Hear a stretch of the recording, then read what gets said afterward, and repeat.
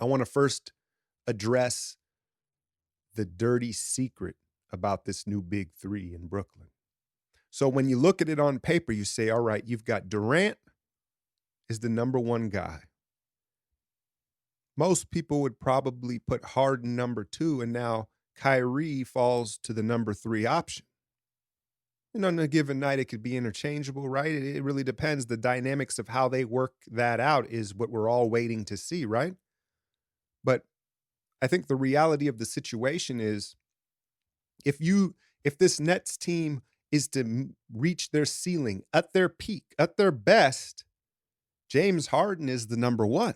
We look at Kevin Durant as this generational scorer and maybe the greatest or most efficient scorer we've ever seen, right? And so you say, well, he's got to be the guy. He's the number one guy.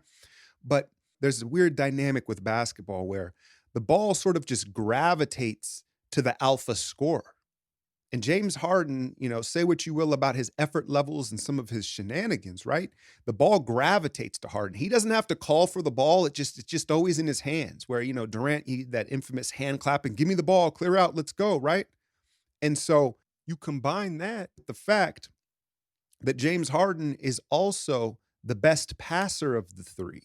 He probably has more gravity, as crazy as that sounds. But when you watch these three respected scorers play, Harden draws more double teams faster than all three of them, right? And then he's the passer. He's strong. He can't get bullied. One weakness with KD, and we'll talk about the physicality in this game here in a second, though, is, it's a balancing. I always say, LeBron, he's probably spent too much time in the weight room and focusing on his body and not enough on his skill, right?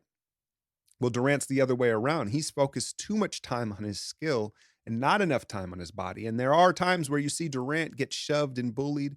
And I love some of the stuff he did. It was interesting, though, to see him try to get physical with Giannis and send a message here, right? This Giannis Durant rivalry, now that they're both in the Eastern Conference, could end up being super special.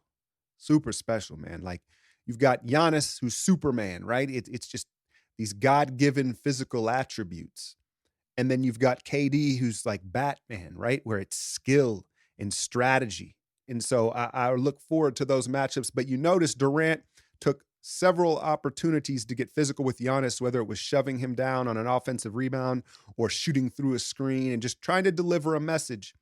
And I just don't know how that long-term will work out in this rivalry, in this matchup, because initially, I thought, you know what? That kind of plays into Giannis's hands. He's the more physical player, and Giannis is a natural bully, right? He doesn't have to fake it. He doesn't have to get fired up to get physical. He's just naturally physical, and he has that nastiness. So the question is, does Durant really want to take that route with him?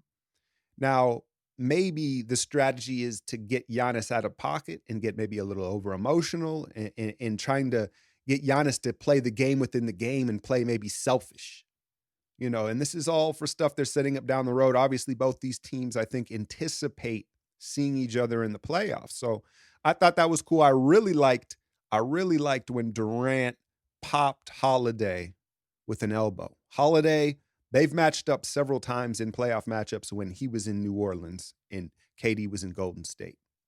And Holiday has kind of got this label. That's when people really started acknowledging Holiday as maybe the best perimeter defender in the league. He's always been considered, among that. But when people saw him really, be able to guard Durant in a playoff series, that's when the reputation took a huge leap. And so Holiday, and we'll talk more about his defense on Harden as well, but he's very strong and he has the ability to crowd, and then he's long, so he's just a very versatile defender, and he loves to crowd and get up under KD's hips and kind of knock him off his pivot and off balance.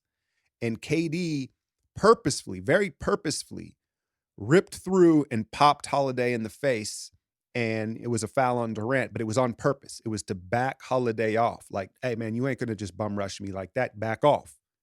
And that's a smart thing. That's growth from Durant. Wish he would have done that years and years ago, right? He can't let these stronger guys get up under his hips and back him off his pivot. He's got to, even if it costs him a foul or two, he's got to establish, I will crack you across the face. And so I love the physicality that Durant played with last night. I thought Holiday played well too, though, man. You watched him.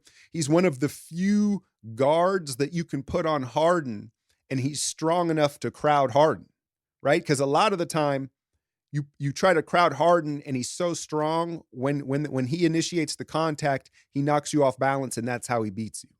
And so then you see teams opt to put length on him, try to gap him, and that's a different battle. But Holiday, I think he did an admirable job. Holiday has been as advertised for the Bucks. But again, I get back to, I say he did an admirable job. Durant had 30, Harden had 34 and 12. The ball naturally gravitates to Harden, and that's why I say at their best.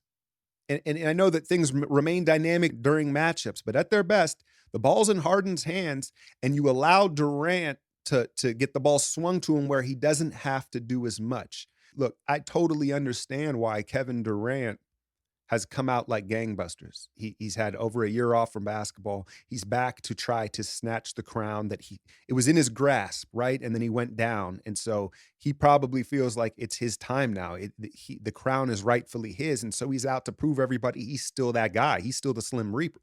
I totally understand that.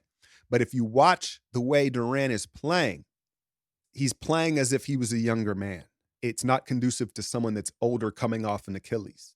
It's impressive, and I love it. I'm rooting for KD, but he's using a lot of energy, and you're seeing the Kyrie influence. You're seeing him being around Kyrie on a daily basis where, KD's doing a lot of dribbling, a lot of style to go along with that scoring and using a lot of energy.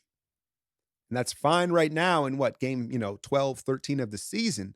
Harden has proven so durable, so physically strong. I think it just overall, again, big picture, if Brooklyn wants to win a chip, I think the ball needs to operate and run through Harden for them to be at their peak. And then you have Kyrie, you stagger Kyrie with the second unit. If I'm Nash, you have Kyrie as the Karis LeVert role, playing with that second unit. No, he can start. Don't get me wrong. We know Kyrie has to start. We know what type of problem that would be, right? But you stagger him with the second unit, and then maybe even Durant with the second unit, depending on the matchups and in the second half. And Harden is the on-ball, essentially the point guard, because that's how you're going to get the most out of Harden. And I think it preserves two players in Kyrie and Durant who tend to wear down over the season. It felt like Brooklyn was the better team, honestly. It really did. And you saw how well Joe Harris played. It was kind of hard to imagine Kyrie fitting into that mix, right? It kind of just makes them smaller defensively. And if you're talking about somebody off the ball, let me ask you this. May sound a little blasphemy. I know, there's a lot of Kyrie lovers out there, but who would you rather have standing in the weak side corner, Joe Harris or Kyrie Irving?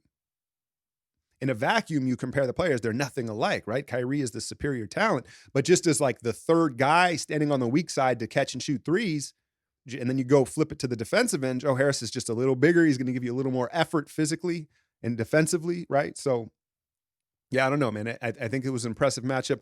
Giannis, here's the thing. Is it time for Giannis to just stop shooting the threes? Like, it's never going to happen for him. I know you can point to his age. What is he, 25, 26 years old? You say, oh, no, it's never going to happen for him. It's never going to happen for him. I think he needs to focus on his free throw shooting. Now, he was 6 of 8 in this game, but he was coming off a game where he missed like 10 free throws. And what I would do is what I see is, his arms, part of the problem with Giannis shooting jump shots is his arms are so long. And so for him to be in sync, for him to bring the ball into a shot pocket, bring it up and release it and all have it timed and on sync, it's problematic for someone with that length, right? And so at the free throw line, I think less is more. If you watch him, he brings it down and he really full on shoots a shot. And sometimes it can get segmented into parts when he's in his head. He's big enough, he's strong enough.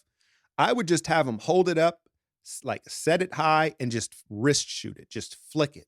Less is more, and just become super efficient at the free throw line. The 3-point line, I don't know, man. It's a fine line. I get why they've encouraged it and why he's got to take one here and there. He was 2 of 6 last night. I don't ever feel good about it. And Chris Webber, to his credit, doesn't make very many good points, but he made the point of like, he's never made one when it really matters.